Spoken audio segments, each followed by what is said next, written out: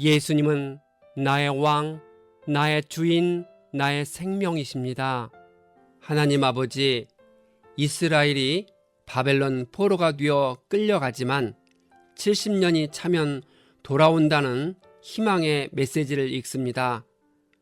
이스라엘 백성의 고난의 끝이 동굴같이 앞이 막혀 있는 것이 아니라 터널처럼 언젠가는 반드시 끝이 있다는 기쁜 소식을 듣습니다.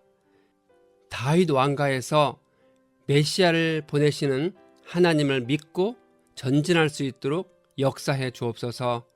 예수님의 이름으로 기도합니다. 아멘. 오늘 읽을 말씀은 예레미야 23장부터 25장입니다. 이 말씀의 핵심은 첫째, 이스라엘이 포로에서 돌아올 것이며 다윗 왕가에서 메시아가 나올 것입니다. 둘째, 하나님이 좋은 무화과 나무와 나쁜 무화과 나무의 상징을 통해 말씀하십니다. 셋째, 예레미야가 이스라엘 백성이 70년 동안 바벨론을 섬길 것이라 예언했습니다. 23장, 하나님은 백성들을 우상 숭배하게 하고 타락하게 한 이스라엘의 왕과 제사장과 선지자를 멸하고 흩으시겠다고 합니다. 여호와께서 때가 되면 다윗에게 한 의로운 가지를 일으키리니 그가 왕이 되어 지혜롭게 다스리며 정의와 공의를 행할 것입니다. 이는 다윗의 가문에서 오실 메시아 그리스도 예수를 가리킵니다. 선지자들의 예언 메시지를 들을 때 우리는 예수님의 초림과 재림 그리고 바벨론의 포로에서 벗어나는 것과 죄의 포로에서 벗어나는 것을 주의 깊게 구분해야 합니다. 전반적으로 선지자들의 예언은 이중적 혹은 복합적인 성격을 띱니다. 영적인 의미와 실제적인 의미, 부분적인 성취와 온전한 성취, 그림자로서의 징조와 실체로서의 완성 등을 동시에 내포하고 있습니다. 여기서 이스라엘의 포로 귀환은 장차 메시아로 말미암아 성취될 죄로부터의 구원을 예표하는 사건입니다. 하나님은 다윗에게 한 의로운 가지를 일으킬 것인데 그분이 바로 다윗의 후손으로 오실 메시아 예수를 가리킵니다.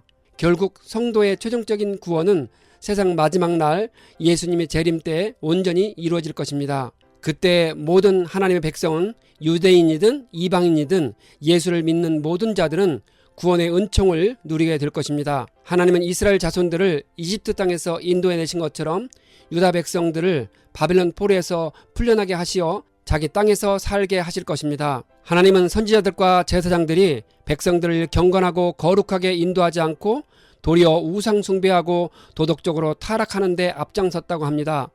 유다는 북이스라엘이 망하는 것을 보았음에도 불구하고 그들보다 더 악을 행했다고 합니다.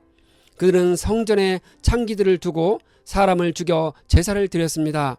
그들의 행위는 마치 소돔과 고모라 백성들과 같았습니다. 여호와께서 거짓 꿈을 예언하고 거짓과 헛된 자만으로 백성을 미혹하는 자를 치실 것이니 그들은 백성들에게 아무런 유익이 되지 못하는 자들이라 합니다. 예레미야 시대의 유다의 영적 지도자인 선지자들은 백성들의 세속적인 욕구와 자신들의 타락한 심성에 따라 거의 대부분 이교도의 악습을 수용했습니다. 이렇게 하는 과정에서 그들은 온갖 거짓으로서 자신들의 행위를 정당화시켰고 하나님의 참된 말씀을 제멋대로 왜곡시켰습니다. 예레미야는 누가 하나님의 회의에 참여하고 그 말을 알아들었는고 누가 귀를 기울여 그 말을 들었는지 묻습니다. 이 같은 표현은 전지전능하신 하나님이 실제로 회의를 하셨다는 의미가 아니라 거짓 선지자들은 하나님의 계시를 전혀 알지 못한다는 사실을 강조하기 위해 수사학적으로 묘사한 것입니다. 하나님은 선지자들을 보내지 않았음에도 다름질하며 예언하였다고 합니다. 그들이 만일 하나님의 회의에 참석했더라면 백성들의 악한 길과 악한 행위에서 돌이키게 했을 것이라 합니다. 하나님은 먼 곳에서 계시고 가까운 곳에서 계시는 분이십니다. 하나님은 내재적임과 동시에 초월적인 분이십니다. 주님은 우리가 이해할 수 있는 범위보다 무한히 크신 분이십니다. 하지만 주님은 우리의 아버지와 친구로서 택한 백성들과 관계를 맺고 계시는 분이십니다. 우리가 살아가면서 어떻게 거짓 선지자를 구별할 수 있을까요? 참된 선지자는 하나님으로부터 보냄받아 주님의 메시지를 전하면서 주님의 뜻대로 살아가는 자입니다. 거짓 선지자는 하나님께 보냄받지 않는 자로서 자기의 말을 하면서 자기 욕망을 추구하면서 살아가는 자입니다. 참된 선지자는 사람들의 귀에 달콤한 말을 하지 않고 말씀의 기준을 둔 옳은 말을 합니다. 거짓 선지자는 말씀의 기준을 두지 않고 간교한 것을 예언하여 자신의 말을 정당화하려고 애씁니다. 신구약 성경은 거짓 선지자에 대해 강력하게 경고합니다. 우리는 거짓 선지자에게서 하나님의 뜻과 말씀에 어긋나는 세속의 표시를 충분히 찾을 수 있습니다. 여호와께서 유다와 예루살렘을 버리시겠다고 엄중하게 말씀하십니다. 하나님은 자신의 말씀을 도둑질하는 자를 치시겠다고 합니다. 하나님은 거짓 꿈을 예언하여 거짓과 헛된 자만으로 택한 백성을 미혹하는 자를 치신다고 합니다. 유다 백성이 거짓 선지자들의 말에 쉽게 속는 이유는 무엇일까요? 인간의 본성상 좋게 말하는 축복의 메시지 듣기를 좋아합니다. 따라서 유다 백성들은 심판과 멸망을 외치는 예레미야 선지자를 배척하고 평강과 축복을 말하는 거짓 선지자의 말에 마음이 끌렸습니다. 후일 사도 바울은 귀를 즐겁게 하는 말을 들으려고 자기네 욕심에 맞추어 스승을 모아들일 것이라고 지적합니다. 33절부터 38절의 말씀에는 여호와의 엄중한 말씀이 무엇인가에 대해 설명하고 있습니다. 이는 유다와 예루살렘을 버리시겠다는 하나님의 무섭고 두려운 심판의 말씀을 가리킵니다. 하나님은 예레미야를 통해 이 같은 엄중한 말씀을 유다 백성에게 선포하도록 하셨습니다. 유다 백성들은 예레미야가 선포하는 엄중한 말씀을 듣고도 자숙하고 회개하기는커녕 그 엄중한 말씀을 빈정대는 어투로 사용하면서 예레미야의 메시지를 경멸했습니다. 거짓 선지자들은 자신들의 예언이 정당하다는 것을 말하기 위해 엄중한 말씀을 전하고 있다고 강조했습니다. 예레미야는 이렇게 하나님의 엄중한 말씀을 경멸하고 도용하는 자들에게 하나님의 징벌이 임할 것이라고 경고했습니다. 24장 바벨론 느부갓네살 왕이 유다 왕 여고냐와 고관들과 기술자들을 사로잡았을 때 여호와께서 성전 앞에 놓인 무화과 두 광주리를 예레미야에게 보이셨습니다. 한 광주리에는 최상품 무화과가 있고 다른 한 광주리에는 극히 나쁜 무화과가 있었습니다. 1차 바벨론 침공은 주전 605년에 있었고 2차 바벨론 침공은 주전 597년에 있었습니다. 하나님은 바벨론으로 끌려간 사람들을 좋은 무화과 같이 잘 돌보시다가 다시 이 땅으로 돌아오게 하시겠다고 합니다. 좋은 무화과 같은 사람들은 1, 2차에 걸쳐 바벨론으로 끌려간 사람들 중에 죄를 회개하고 신실하고 의로운 자들을 가리킵니다.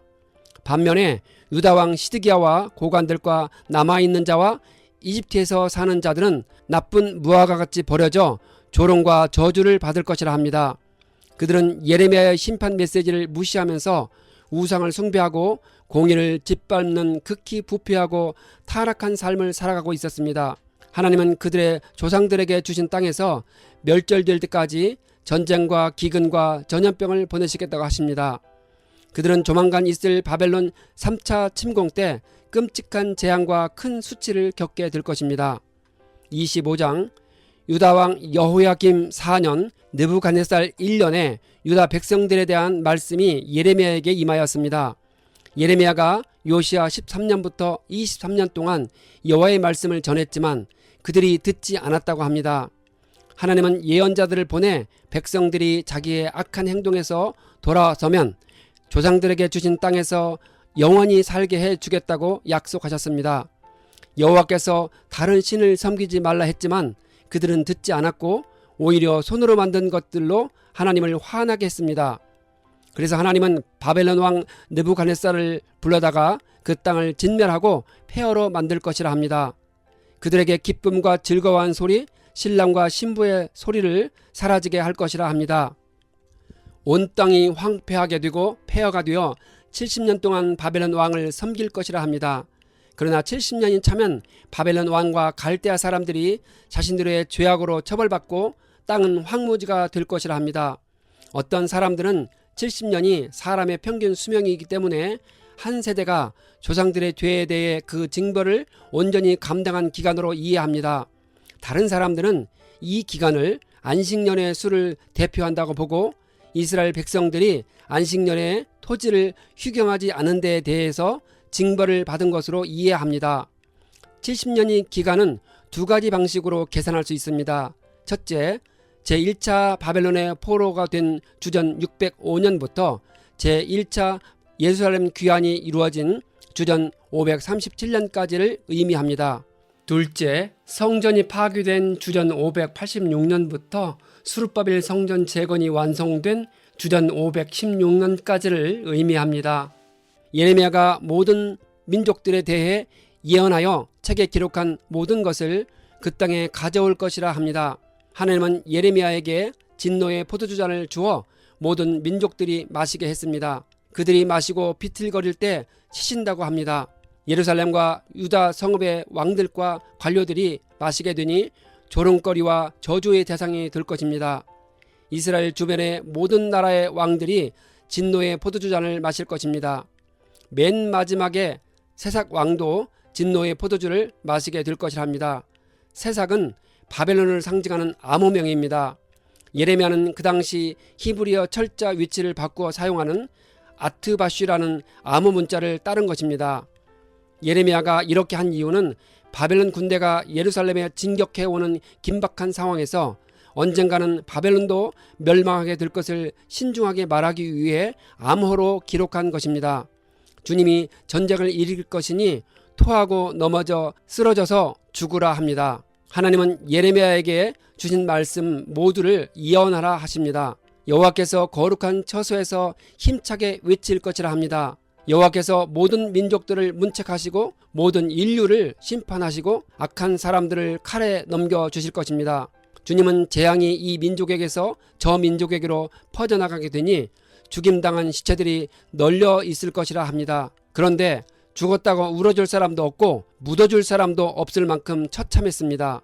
이 일은 그 당시 역사적 사실로 일어나고 궁극적으로는 예수님이 다시 오실 때에 이루어집니다. 이 예언의 말씀이 이루어지면 목자들이 통곡을 하고 재 속에서 구르고 그릇이 깨지듯이 넘어져 깨질 것입니다. 사자가 굴을 버리고 떠나듯이 여호와께서 떠나가셨습니다. 압제자의 잔인함과 하나님의 맹렬한 분노로 인해 그 땅이 황폐하게 되었습니다.